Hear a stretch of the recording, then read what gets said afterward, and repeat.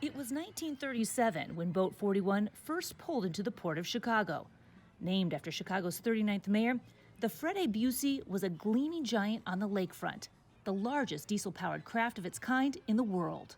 This is Chicago, a great empire set in the heart of America. The city of broad shoulders had a bustling riverfront packed with freight liners, rail cars, and riverside silos. It was a very different river at the time. There was a lot of grain loading facilities, lumber loading facilities. An industrial powerhouse with a highly combustible history.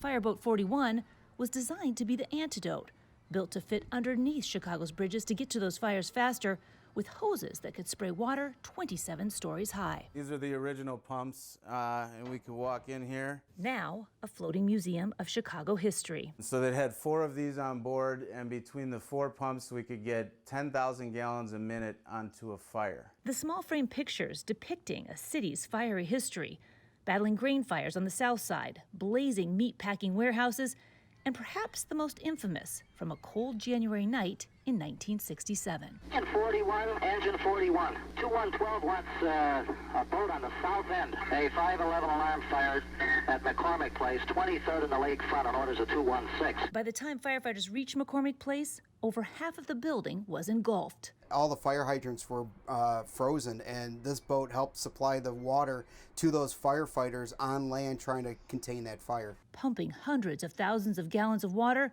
from these hoses. What this boat did to protect the city. No one knows the exact number of fires Boat 41 fought over the years, but by the time it was decommissioned in 1981, it looked its age.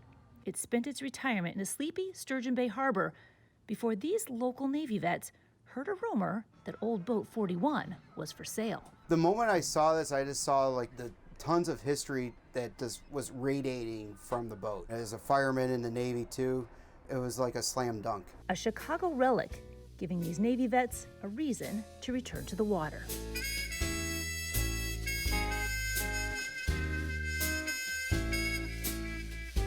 To get a boat like this and to show people, you know, a glimpse of that life on the water. For the last year, they've been restoring it to its former glory. Everybody wants to know if the hoses still work. For its second life as a Chicago tour boat, where it will pass by the skyline it once protected. Its gleaming red bow, finally back in its hometown port of Chicago.